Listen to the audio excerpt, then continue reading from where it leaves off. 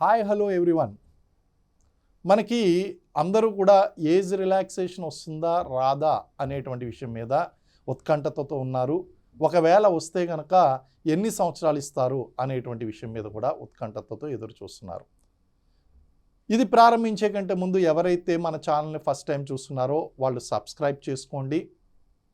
అలాగే bell button కూడా నొక్కండి, ఎందుకంటే ఎప్పుడైనా నేను ఇలాంటి అప్డేట్స్ మీకు అందజేస్తున్నప్పుడు నా వీడియో మీ దగ్గరికి వస్తుంది, మీరు చూడొచ్చు, అప్డేట్స్ అనేటువంటి అందిస్తాయండి.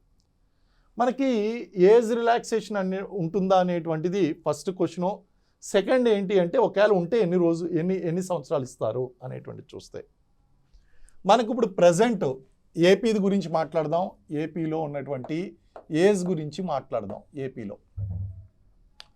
ఏపీలో జనరల్ కేటగిరీ ఏదైతే ఉందో జనరల్ కేటగిరీకి 42 ఇయర్స్గా చెప్పడం జరిగింది. అయితే గవర్నమెంట్ ఏం చేస్తుంది అంటే చాలా సంవత్సరాలు బట్టి నోటిఫికేషన్ రాలేదు కాబట్టి 2 ఇయర్స్ అనేటువంటిది పెంచడానికి ప్రయత్నిస్తుంది.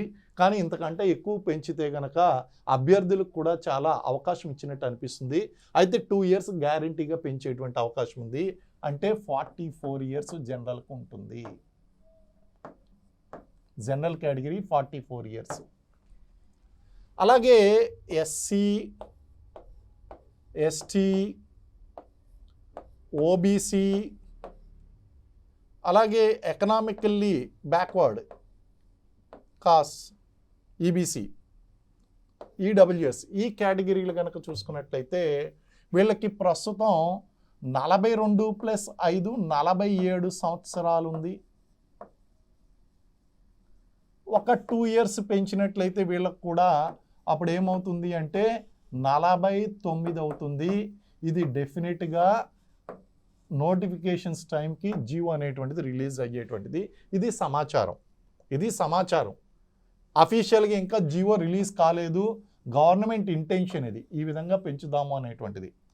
అయితే ఇక్కడ ఒక విషయం గుర్తుపెట్టుకోవాలండి, ఒక విషయం చూడాలి. మనకి సిడిపిఓ ఈఓ నోటిఫికేషన్ కూడా ఉంది. సిడిపిఓ ఈఓ నోటిఫికేషన్ పక్కన పెడితే సిడిపిఓ నోటిఫికేషను 2013 ఉమ్మడి ఆంధ్రప్రదేశ్లో రిలీజ్ చేశారు. తరువాత మళ్ళీ సిడిపిఓ నోటిఫికేషన్ అనేటువంటిది ఆంధ్రాలో రిలీజ్ కాలేదు.